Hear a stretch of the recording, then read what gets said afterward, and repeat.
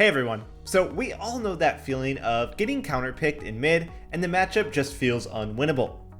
Counterpicks can be annoying, yes, but mid is by far the most forgiving lane for them because the lane is so short compared to top and bot.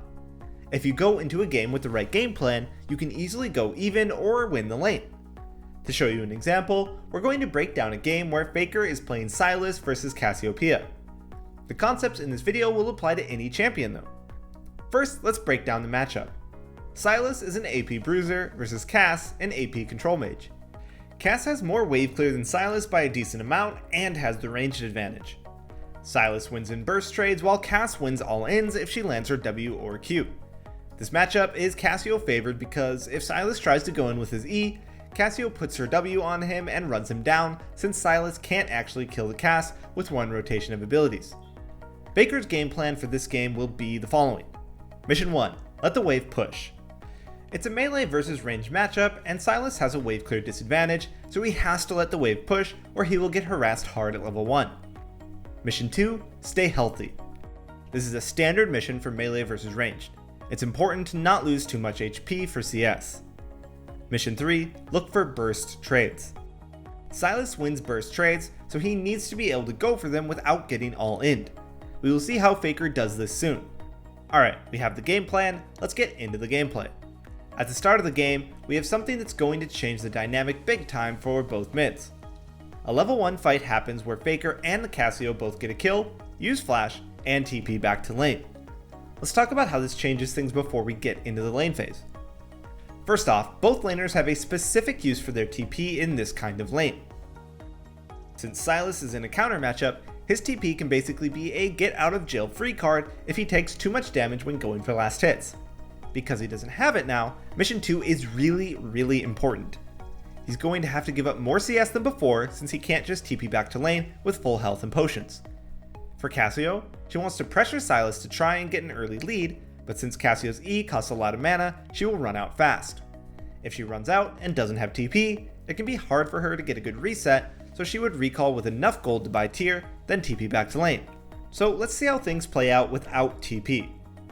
Faker is going to start off just collecting last hits while Cassio TPs to lane. Sylas can do a good amount of damage in a level 1 trade, but he can't go in here because on the way out, he will take a lot of damage from Cassio autos, her E, and minion damage. So it's best to just sit back for missions 1 and 2. Cassio hits level 2 first, which is expected since the wave is pushing. Cassio knows Faker is going to walk up for this low health minion, and Faker knows Cassio is going to try and punish him for it.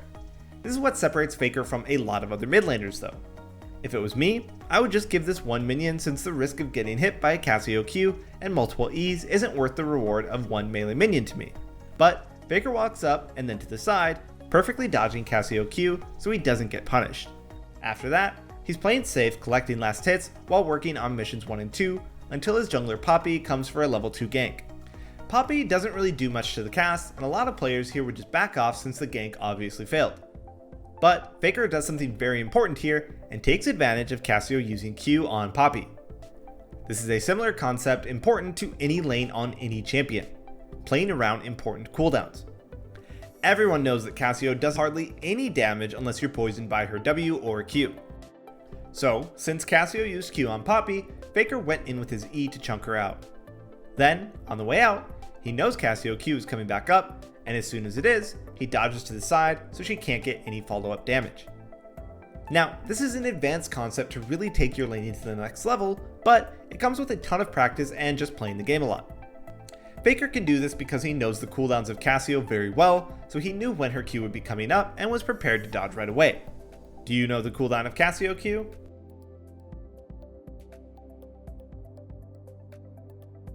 The cooldown is 3.5 seconds, so he knew he had a 3-second window to go in, trade, then start backing off before needing to dodge her Q one more time. The more cooldowns you can memorize, the more trading windows will open up for you. This is especially true with bigger cooldowns like LeBlanc W, ZW, or Fizz E. If you know the cooldown of these important abilities, you know how long you have to punish, which can lead to kills.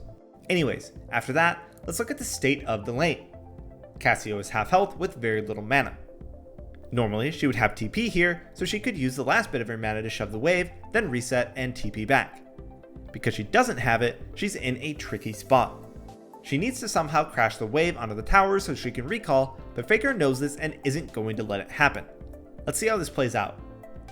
First, Faker is going to drop a ward topside since he knows Cassio is going to call her jungler to help her reset. This won't happen in lower elos really, but it's still important to ward. He puts a ward topside since his jungler Poppy is clearing her topside now.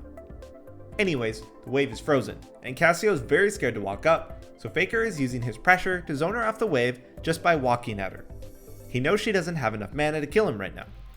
Eventually, the enemy jungler Olaf shows up and is fighting Poppy in the river, so both mid laners start to head over. Faker goes over the wall with E, but Olaf flashed away. Faker could actually die here if they turn on him, so he needs to walk through the miasma back towards his teammates. This was smart from him. A lot of players here wouldn't want to walk back over the miasma and would just get run down by Olaf. After that, Cassio tries to take the time Faker is walking around the lane to crash this wave so she can finally reset. Faker makes sure to grab this wave and pull it away from the tower so it stays frozen, putting Cassio back in a terrible spot that she was in before.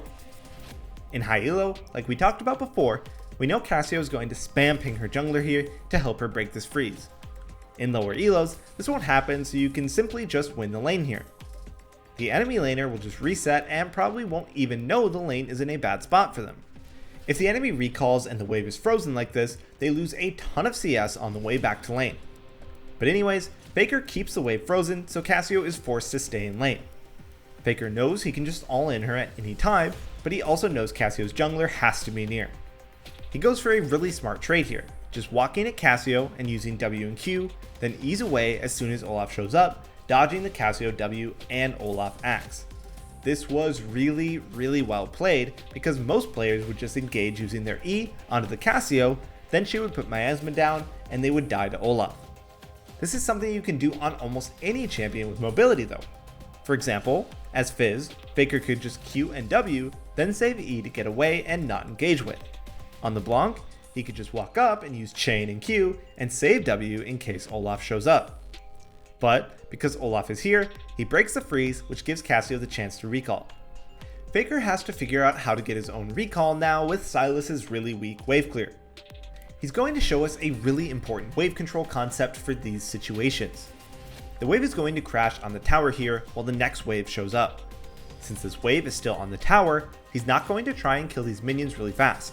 He's going to let the tower help him clear it, then these last 3 minions that aren't on the tower, he's going to clear as fast as possible. He needs to clear this wave before the next wave shows up, or Cassio will get back to lane and freeze. If you need to know where the next wave is, you can just look at your own minion wave that is coming. The enemy wave is mirrored on the other side of the map. Alright, so it seems like Faker didn't get a lead here, right? The enemy jungler saved the Cassio and all of his work went to waste. Well, this actually isn't true, and we're about to see why. When Faker gets back to lane, the wave is pushing to him, and he can't freeze this like before because Cassio has full mana and will just walk up and harass him.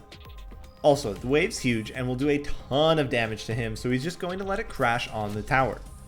While farming on the tower, Cassio walks up and looks to harass Faker, so instead of taking free damage, he makes sure to look for a quick burst trade with his W for mission 3.